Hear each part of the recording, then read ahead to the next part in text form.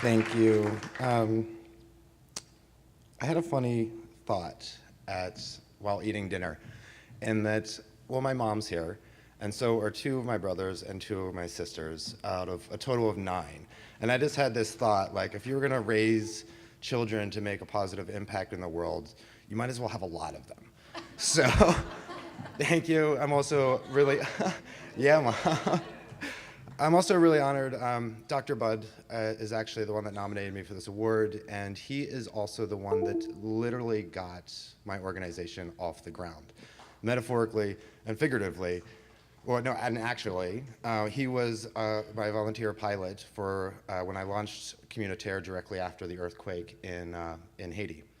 So he flew, I don't know how many hours in those first 2 weeks right after the earthquake. So thank you. Yeah. So I don't have a PhD, or I'm not a doctor by any means. I actually didn't even finish school.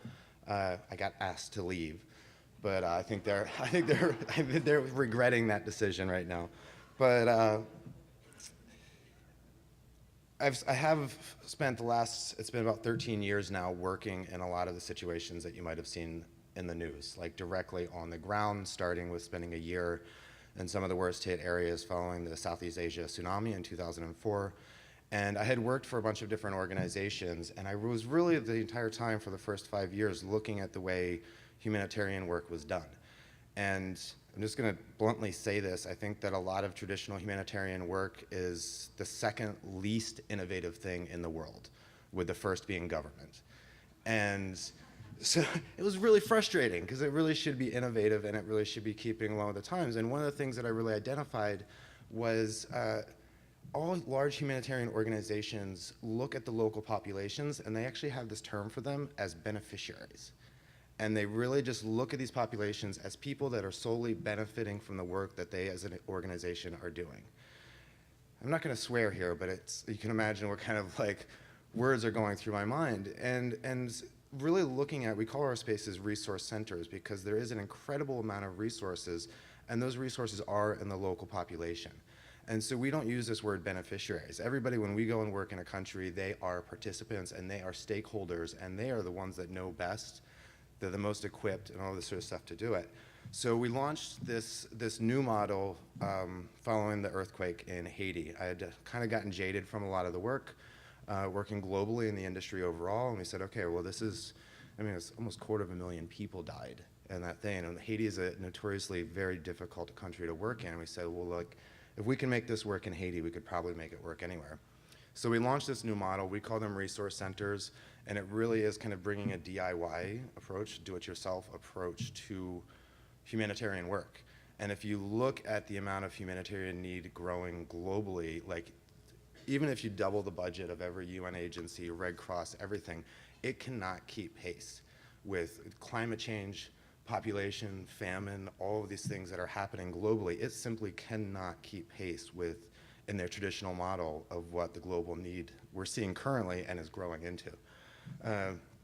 So we started in Haiti. We now have what we call resource centers. These are, a lot of people might have heard the like maker space, co-working space, shared overhead, innovation lab, a lot of these things. We bring a lot of low-tech and high-tech shared resources to these populations. So we work currently in Haiti, Philippines, Nepal. Nepal, they just actually launched an incubator, really focused around young Nepali women in tech, which is amazing.